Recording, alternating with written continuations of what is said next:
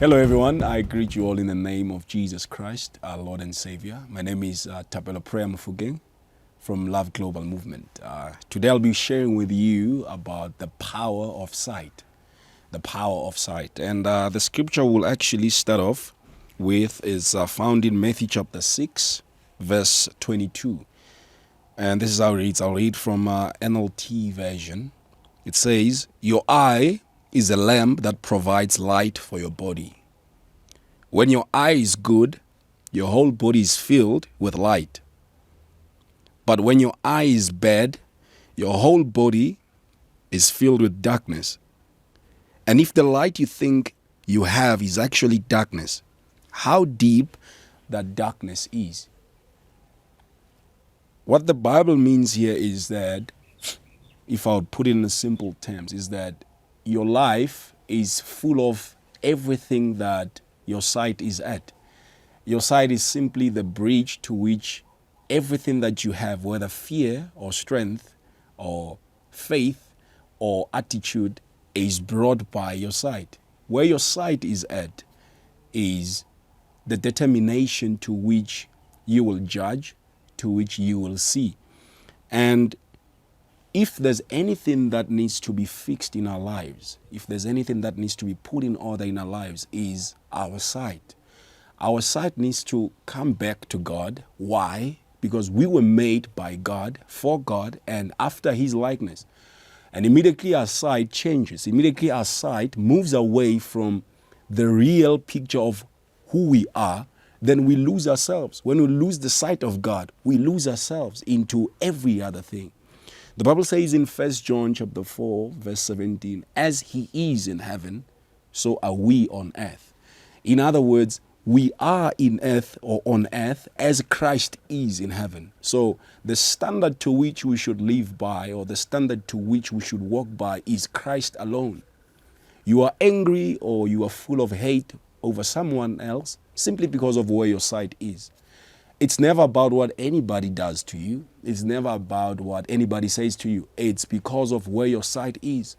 There are people that go through the most than you have gone through, but they have found a way to forgive, or they've found a way to make up.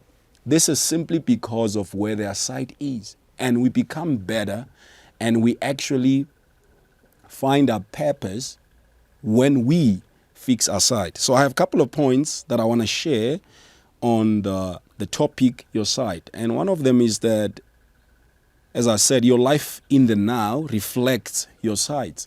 So where your sights are will determine the kind of life that you have. Your sights will always determine the language you speak, the character in which you possess, and the attitude you have towards everyone else.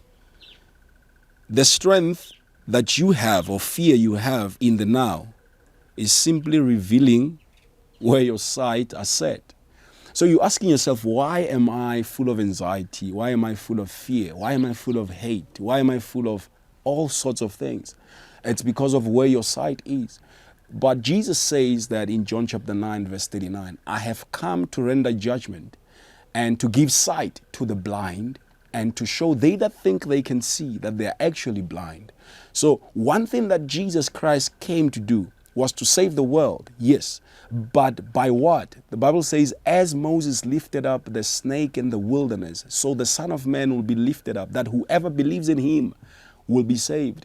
When God said Moses must pick up the snake in the wilderness, that is in Numbers 21, He said, everyone that will simply look at the snake will be healed. So this is the thing of the sight, the perception, where your sight is at. So Jesus said, "I've come to give sight to the blind and to show they that think they are blind, they that think they can see, that they're actually blind." So the objective of Christ was that the sight of man be changed, so that the life of man can be changed, because the fruit to which we bear is a result of where our sight is at. And when God becomes the object, when we are aware of the love of God and the intentions of God for our lives individually and collectively, we will change. Our communities will change. Marriages will change. How we look after our children will change. People rape people because of the sight in which their perception is set. Everyone is doing what they are doing because of their sight. So Jesus Christ says, I have come to give sight to the blind. And the reason to which I'm making this video is that your sight may be changed, that your life, the trajectory of your life may be totally transformed simply because your sight has changed today. So you may be hearing this from wherever you are hearing it, but I know that there is a God who's above everything and who's in charge of everything. And he puts everything in order. Nothing happens with coincidence. So just at the end of this video, I'm going to pray that our sight may be changed by Christ. Hebrews chapter 12 tells us something powerful about the sight. And this is what it says in Hebrews chapter 12. Since we are surrounded by such huge crowd of witnesses to the life of faith, let us strip off every weight that slows us down, especially the sin that so easily trips us up, and let us run with endurance the race God has set before us. We do this by keeping our eyes on Jesus, the champion who initiates and perfects our faith. Because of the joy awaiting him, he endured the cross, disregarding its shame.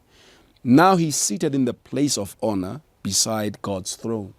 Every one of us, whether you know Christ or you don't, you were created by Christ and for Christ. And there's a race set upon, before you. There's a purpose to which you should serve.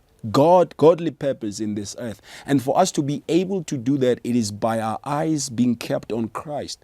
Jesus himself, for him to endure the cross and the hostility of sinful people, was that his sight was on the goal to which the cross will accomplish. So the strength he had was drawn from the goal of the accomplishment of the cross. So when his sight changed from the side of the pain and the shame, the sight changed to the place of what will the cross accomplish.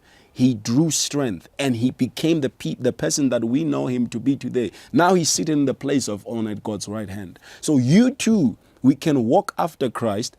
Where your sight is determining your life. So I'm just going to pray for every one of us right now that may God just find a way in our lives to just fix our sight, so that we may be the change that the world needs today, so that we may stop walking in error. You find people lusting for all other things, all sorts of things that are not supposed to lust for, simply because of sight that is corrupted by deception and lust and a lot of things. So I'm just going to pray that God may find a way by the power of Christ, that our sight may be set back to Jesus. For Jesus is the standard, the only standard. The way of life is not an option among other options. He is the way of life, the only way to God, who has authority over everyone.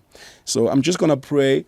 Father, in Jesus' name, I thank you, Lord, for everyone that is watching this and everyone that is here in the name of Jesus. Lord, I thank you that you have come, Christ has come to give us sight, God. And we acknowledge that we are blind, Father. We are not they that think we can see. We acknowledge that we are blind, Lord. And that, Father God, we pray that you may give us sight by the power of the Holy Spirit.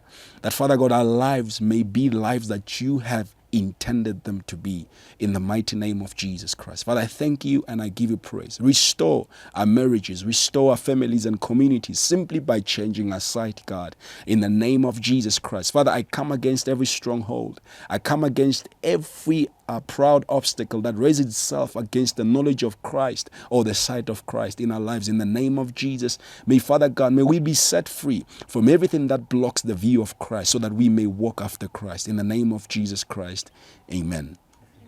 God bless you. Thank you.